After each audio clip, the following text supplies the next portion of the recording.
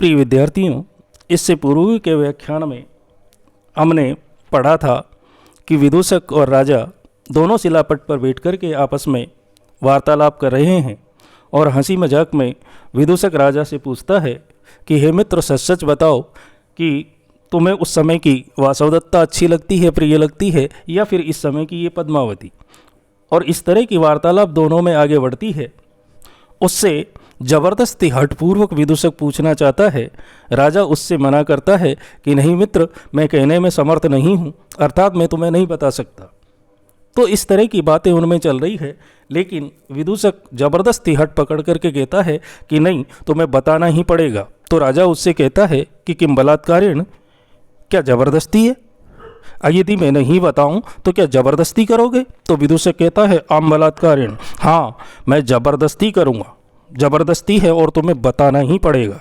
तो राजा कहता है तेन ही पश्यामि तावत्, तो फिर मैं भी देखता हूँ कि तू मुझे कैसे रोकता है और मुझसे कैसे सुन सकता है। यानी तू मुझसे जो पूछ रहा है ना, वो तू मुझसे कैसे सुन सकता है, और मैं भी देखता हूँ कि तू मुझे यहाँ शिलापट पर पकड़ करके कैसे रोकता है। तो विदूषक उसके गुस्से को समझ जाता है और राजा से कहता है कि प्रसीदतु भगवान, हे श्रीमान जी आप प्रसन्न हो जाइए, प्रसन्न हो जाइए। वयस्य भावेन शापितोऽसि, मैं आपको अपनी दोस्ती की कसम देता हूँ, यदि सत्यम न भणसि, यदि आपने सच्ची बात नहीं बताई तो। यानी हे मित्र, अब खुश हो जाओ और मैं आपको अपनी मित्रता की सौगंध देता हूँ कि आप मुझे सच्ची सच्ची बात बताओ। यदि तुमने मुझे सच्ची बात नहीं बताई तो फिर तुम्हें हमारी मित्रता की कसम है। तो राजा कहता है क्या गति श्रूयताम, कि अब मैं कर भी क्या सकता हूँ, अब इसके बाद आगे क्या गति है, श्रूयताम तो सुनो। तो राजा कहता है कि हे मित्र, पद्मावती बहुमता मम, यद्यपि रूपशील माधुर्यै वासवदत्ताबद्धम न तु तावत में मनोहरति। यद्यपि हे मित्र, हालांकि पद्मावती जो पद्मावती है वो अपने रूपशील माधुर्य, अपने सौंदर्य से, अपने चरित्र से और अपनी मधुर वाणी से, यानी हे मित्र, सचमुच में यद्यपि मैं जानता हूँ कि पद्मावती अपने रूपशील यानी चरित्र, माधुर्य और सुंदर और मधुर वाणी के कारण मम बहुमता, मुझे अत्यधिक प्रिय है, लेकिन वासवदत्ताबद्धम, जो वासवदत्ता में बंधा हुआ है अर्थात आसक्त है, मैं मन है ऐसे मेरे मन को न तावत हरति, वो आकर्षित नहीं कर पाती। यानी राजा उससे कहता है कि हे मित्र, मैं जानता हूँ कि यद्यपि पद्मावती अपने सौंदर्य से, अपनी सुंदरता से, अपने चरित्र से और मधुर वाणी से, इन तीनों गुणों के कारण वो मुझे बहुत अत्यधिक प्रिय है, लेकिन एक बात है कि वासवदत्ता में आसक्त जो मेरा मन है, उसमें बंधा हुआ जो मेरा मन है, उस मन को वो अपनी तरफ खींच नहीं पा रही है। कहने का तात्पर्य है कि वो मुझे अपनी तरफ आकर्षित नहीं कर पा रही। कहने का मतलब कि पद्मावती ही ज़्यादा प्रिय है, ऐसा नहीं है। पद्मावती सुंदर है, चरित्रवान है, मधुर वाणी बोलने वाली है, लेकिन फिर भी उसका जो सौंदर्य है, उसका जो चरित्र है, उसकी जो मधुर वाणी है, वो मेरे उस मन को जो वासवदत्ता में आसक्त है, उसमें बंधा हुआ है, उसको अपनी तरफ आकृष्ट नहीं कर पा रही। इस श्लोक में आर्य जाति छंद है और अनुप्रास अलंकार है। क्योंकि यहाँ पर राजा ने जो बात कही है वो अपनी उस बात को अनुप्रास के माध्यम से समझाने की चेष्टा कर रहा है। वासवदत्ता जब इस बात को सुनती है तो आत्मगतम, मन ही मन वो समझ करके कहती है बहुतु ठीक है, दत्त वेतनम अस्य परिखेदस्य, आपने परिखेदस्य से मेरी इस थकान का वेतनम दत्ता है, वेतन दे दिया है। आपने इस प्रकार की बात कह करके कि मैं आज भी वासवदत्ता से अत्यधिक प्रेम करता हूँ, मेरे इस परिश्रम का जो आपसे अलग होकर के मैं दुख उठा रही हूँ, उस दुख का आपने भुगतान कर दिया है। और अहो अज्ञातवासो अपि अत्र बहुगुण संपद्यते, और वास्तव में आज आपसे छिप कर के रहना भी अत्र यहाँ पर बहुगुण संपद्यते मेरे लिए अत्यधिक गुणवान हो गया, अर्थात मेरे लिए अत्यधिक सही साबित हुआ, क्योंकि सामने तो हर कोई डर के कारण या फिर वो रुष्ट नहीं हो जाए इस कारण से प्रशंसा करता है, लेकिन पीछे से यदि किसी की प्रशंसा की जाए तो वास्तव में वो उसके गुणों की प्रशंसा होती है और सही प्रशंसा होती है। इसलिए वासवदत्ता उस बात को सुनकर के मन ही मन में ये सोचती है कि आपने मेरे उस कष्ट का जो मैंने आपके कारण उठाए हैं सचमुच में आज भुगतान कर दिया है, और इस तरह से मेरा छिप कर के रहना भी आज अत्यधिक गुणों से परिपूर्ण साबित हो रहा है। तो चेटी राजकुमारी से कहती है कि भर्तृदारी के अदाक्षिण्य है खलु वर्त। हे राजकुमारी जी, वास्तव में स्वामी तो बड़े अशिष्ट हैं, अर्थात इनका तो आचरण मुझे सही नहीं लग रहा। ऐसी बात कर रहे हैं?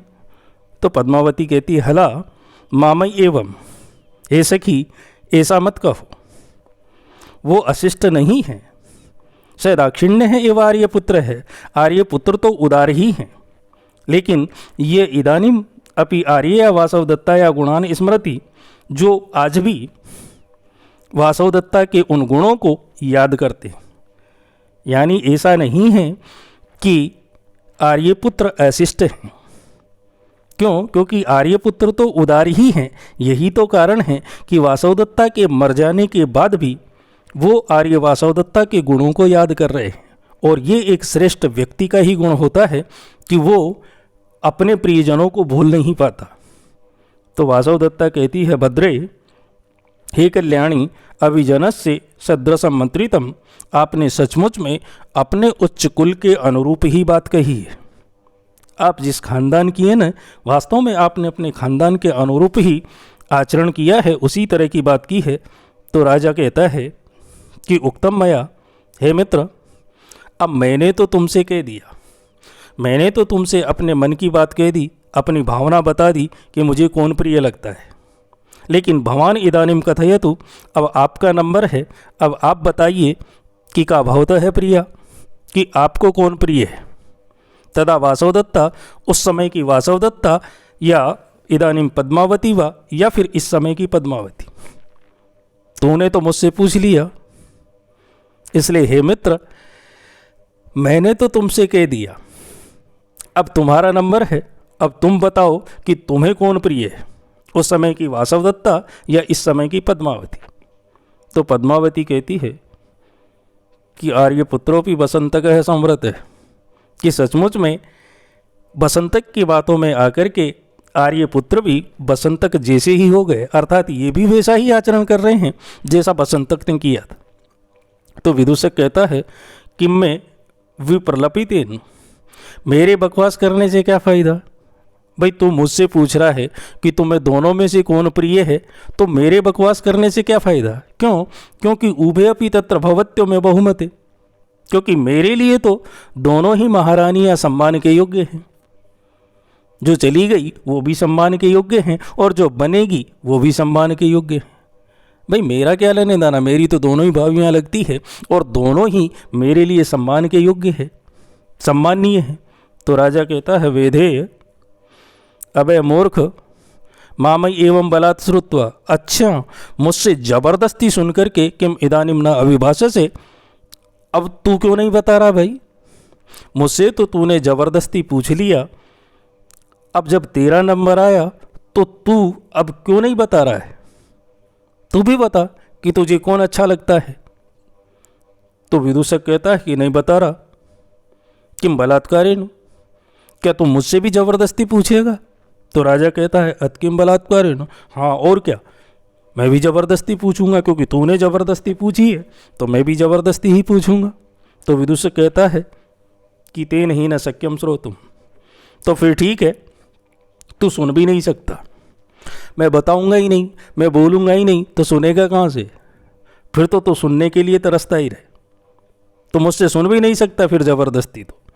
तो राजा उसके भावों को समझ करके कहता है, महाब्राह्मण है प्रसीदतु प्रसीदतु, हे महाब्राह्मण प्रसन्न हो जाओ, प्रसन्न हो जाओ।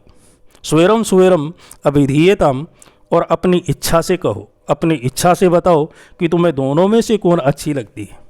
तो विदूषक उसकी बात को सुनकर के कहता है कि इदानीम श्रोणतु भवान, तो फिर हे श्रीमान अब आप सुनिए कि तत्र भवती वासवदत्ता में बहुमता, कि उस समय की देवी जो वासवदत्ता थी वो मेरे लिए अत्यधिक सम्माननीय थी, और तत्र भवती, और इस समय की पद्मावती तरुणी जवान है, दर्शनीय देखने में अत्यधिक सुंदर है, अकोपना गुस्से से रहित है, गुस्सा भी नहीं करती, और अनअहंकारात अहंकार से रहित भी है, और मधुर वाक्य है, और मधुर बोलने वाली है, सदाक्षिण्य है, और बड़ी उदार है। यदि आप सुनना ही चाहते हैं तो आप भी सुनिए कि देवी वासवदत्ता मुझे अत्यधिक प्रिय है, और देवी पद्मावती भी प्रिय है। क्यों? क्योंकि वो जवान हैं, सुंदर हैं, क्रोध नहीं करती हैं, अहंकार से रहित हैं, मधुर बोलने वाली हैं, और दाक्षिण्य से युक्त है, अर्थात उदार है। लेकिन अयम अपरो महान गुण है, लेकिन एक जो महान गुण है वो देवी वासवदत्ता में था कि स्निग्धेन भोजनेन, कि वो बड़ा मधुर भोजन लेकर के प्रति उद्गच्छति, मेरे पीछे पीछे आती हुई कहती थी कि कुत्र न खलु गतः आर्य वसंतक है थी, कि आर्य वसंतक कहाँ गए। यानी वो सुंदर और मधुर भोजन लेकर के मेरे पीछे पीछे घुमा करती थी, मेरा सम्मान करती थी, और पूछती रहती थी कि आर्य वसंतक कहाँ गए, मैंने उनके लिए भोजन लाई। कहने का तात्पर्य ये है कि विदूषक भी इस बात को साबित करना चाहता है कि ठीक है, ये वासवदत्ता, ये पद्मावती, दोनों में से मुझे अत्यधिक जो प्रिय है वो तो देवी वासवदत्ता ही लगती है। ठीक है कि पद्मावती जवान है, सुंदर है, क्रोध नहीं करती, अहंकार से रहित है, मधुर बोलती है, उदार चरित्र वाली है, लेकिन देवी वासवदत्ता में इन सारे गुणों से एक गुण और अधिक था कि वो महान गुण ये था कि आर्य वसंतक कहाँ गए, आर्य वसंतक कहाँ गए, इस प्रकार से कह कर के वो मधुर और स्वादिष्ट भोजन लेकर के मेरा सम्मान किया करती थी। ये तो पूछती ही नहीं है यार। तो वासवदत्ता कहती है बहुतु बहुतु, हाँ ठीक है वसंतक, स्मरे इदानी मेताम, अब तू इन्हें याद कर। मुझे तो याद कर लिया तूने, क्योंकि अब मैं तेरे पास हूँ नहीं, तो तू अब इन्हें ही याद कर, इन्हीं चीज़ों को याद करता रहे और खुश होता रहे। अब तुम्हें पद्मावती को ही याद करना है, क्योंकि यही अब तुझे भोजन देगी, मैं तो तेरे पास हूँ नहीं। तो इस तरह से वो दोनों मित्र आपस में चुगलबाजी और वार्तालाप करते हुए एक दूसरे से इस बात को स्पष्ट करते हैं कि